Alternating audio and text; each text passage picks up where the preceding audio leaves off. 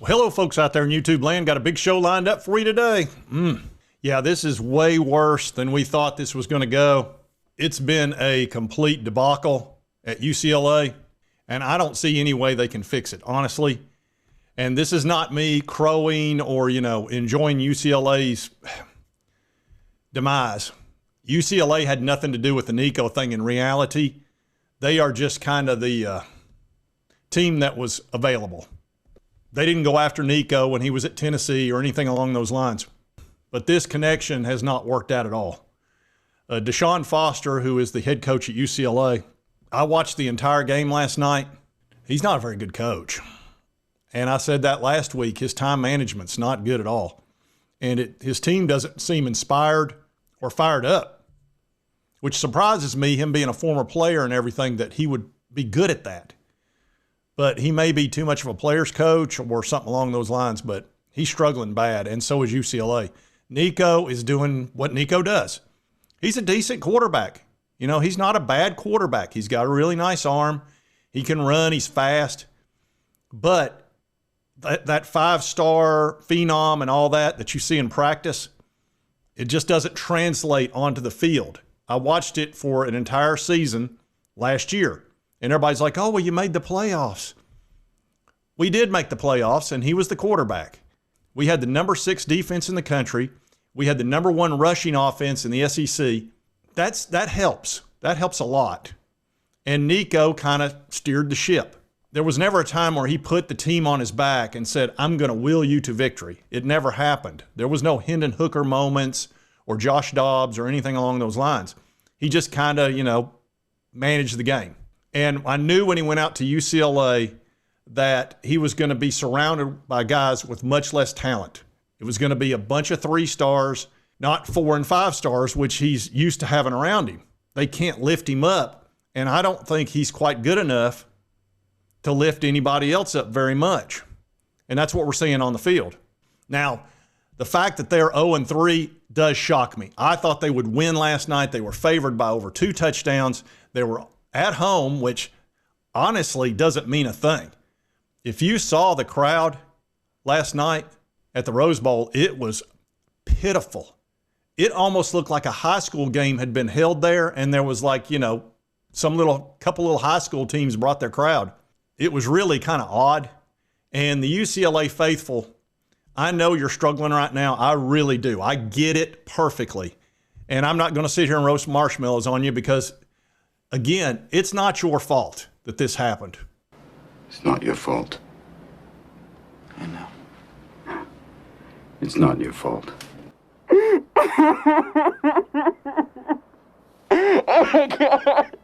Exactly. It's not your fault. You didn't bring this upon yourself. It's just, here you are at a big-time Power 4 school. UCLA's got a great name, a great tradition, and being 0-3 and getting beat by these schools that aren't even Power 4 teams. I think New Mexico's in the Mountain West or something, UNLV the same thing, and Utah just absolutely boat raced you. Well, now New Mexico has done that. The Lobos. We're talking about the Lobos. It was 35-10, and honestly, it could have been worse. There were 2 turnovers by New Mexico that this thing could have been 42-49-10. You look at the team stats, and this is the killer right here. Lobos had 290 yards rushing. UCLA had 109. Here's the other one. Penalties. Lobos had 4 penalties for 29 yards. UCLA had 13 for 116 yards. There was yellow flags all the time last night. It was like every time one flew up, I was like, what has UCLA done now? What'd they do this time? It was unbelievable, and it was the same crap in the UNLV game. The only difference was UNLV was having just as many penalties. And then you look at the time possession. Lobos had it for 36 minutes. UCLA only 23. Nico was on the bench the whole game just about. And speaking of Nico, he had 217 yards, 22 for 34, 1 touchdown, 1 interception. Obviously rushing, the Bankston guy had 154. Their leading rusher was 64. And that Mikey Matthews, that seems to be the only talented wide receiver that he can count on. And they do have one good linebacker. This Chisholm guy is really good. And they've got a good safety too. But you can see UCLA won the turnover battle and still got boat raced. And I'm going to show you how the fans have been reacting to this. It's not good. But when you look at their schedule, of course, they've lost the first 3. This last one's unacceptable. Then they're off. Imagine, this is a terrible time to be off. If you're the head coach, you're going to take 2 weeks of grief being asked the same question over and over. Can you turn it around? What's wrong? What are you doing wrong? Should you be let go? I mean, they're just going to ask him that straight up. His next ball game is Northwestern. He'll have a chance in that ball game. But then Penn State, Michigan State, Maryland, Indiana, Nebraska, Ohio State at the shoe. That's a peddling. Washington Huskies, USC. This team legitimately could go undefeated, and that may very well happen. They might win 1 game, 2 games, 3 games. They might not win any. That's crazy. I can't imagine a Power 4 school like UCLA with that name and tradition going 0-12. That can't happen. But I didn't think there was any way they could go 0-3. When you looked at their schedule, I was like, they're going to win at least 2 of those. Didn't happen. Now we're going to check in on Locked On UCLA. This is my go-to when it comes to UCLA sports.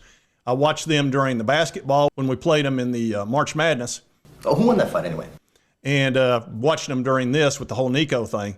And this guy does a good job. He's figured it out much faster than I did when I was watching Nico. He's got it figured out. And he knows where these things are. And this is a good show, by the way. If you want to know what's going on at UCLA, watch Locked On UCLA. Nico Iamaleava, DESHAUN Foster, and everybody involved with UCLA football has failed the program, the fans, and anybody who roots for UCLA football here. And the most embarrassing thing is UCLA, they're not getting rooted for. You see Nico coming in. He's a cautionary tale, the most cautionary of cautionary tales. And you could argue UCLA got the better player than Joey Aguilar in the deal. But now they're just the embarrassment. The national light was on them. They wanted the haters. DESHAUN Foster came out and said that, and all of a sudden, they have fallen flat time and time again. I thought this season would be alarming if they were 1-2. If they were just 2-2, it would be alarming in the first 4 games. No, you go into a time machine. You could think of Doctor Strange. I'm just doing all sorts of like visualizations in the different alternate universes. If you're a big Marvel fan, and you're like, wait a minute, this is the worst possible timeline. This is it in terms of UCLA football in 2025, where Nico hasn't truly stood out. The team can't protect him. There's no other talent elsewhere. The defense has been horrible, and the Bruins have no energy. They literally quit on the field. It was an embarrassment, an utter embarrassment. It took them more than 10 quarters of football to get a turnover. Yeah, they're in the throes of it right now. And he said cautionary tale. That's true. Nico had a good situation. It was really ideal for him. He had the big offensive line in front of him, the great running game, a defense that could keep him in every game. Here's the thing that the UCLA fans don't know, and I've mentioned this a couple times, I think. We had 3 games where we didn't score a point in the first half.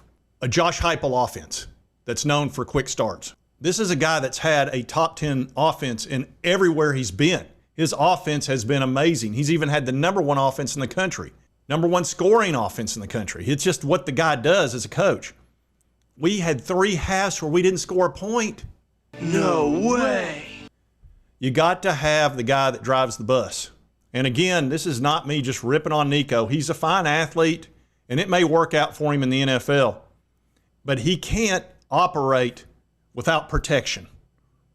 And he can't take the team and put it on his shoulders. He's not that type of quarterback. So UCLA's, it's going to be a terrible season for them. They're going to have to get a new coach. I think that's pretty obvious. And here's the one saving grace in all of this, UCLA fans, and I'm talking to you. Tennessee fans, you're fine. Yeah, we've got a game against Georgia today, and I'm nervous about it. Don't think I'm not. We haven't beaten them in 8 years. But at least we know, we got a fighting chance in every ball game, and we're going to play well. Whether it's good enough to win, we'll find out. I'm hoping this is the day we break that streak with Georgia. But UCLA's got a tough season in front of them. But I will give you this light at the end of the tunnel. Tennessee was in the worst situation we've ever been in. Jeremy Pruitt had been caught paying players $64,000 over 2 years. We had the NCAA coming down on us back when they had teeth. They don't anymore, by the way. We went 3-7 during that weird virus year. And we lost 25 scholarships, $8 million fine, tons of recruiting restrictions. We thought it was going to be multiple years before we were good again. But then we went and hired Danny White as athletic director, and he hired Josh Heupel. And I was not happy about it. I thought, oh, middle of the road, what an easy hire, what a lazy hire. This is not going to work out worth a crap. Wrong. Wrong. The only saving grace was that he had a good offense down at UCF and he had history of it. That was the only thing. I was like, well, at least he's good at offense, because we had no offense at the time. He comes in the first year, goes 7-6. The next year goes 11-2 in the SEC. And he's won 30 games in the last 3 years. Went to the playoff last year. UCLA, it can get turned around that quickly. You just need the right guy steering the ship, and you can get it turned around. So it's going to be an awful year for you, and I understand that. But don't be shocked if in a year or two you're in a totally different hemisphere. You're in a totally different world, and you're winning ball games. So anyway, I did want to do this show because I'm keeping up with this. This is a big story, you know, the Nico thing and leaving Tennessee, and it was a bad decision. UCLA, it turned out to be a bad decision for you guys, even though you thought you were getting, you know, I guess technically, talent-wise, you were getting more talent, but I think Joey's the better quarterback. But anyway, that's my opinion. If you like this content, be sure to hit that like button. Let's me know continue to cover all these big college sports stories. If you've not subscribed, boom, boom, and boom. Won't cost you a dime, help you get my videos. And right over here is the most recent video YouTube thinks you'll enjoy based on your viewing history. And hopefully we can somehow beat Georgia. This is a tough one today. I'm a bit nervous, but it can happen. We'll see you next time on Sports Talk Jay. I'll turn this damn bus around. That'll end your precious little field trip pretty damn quick, huh?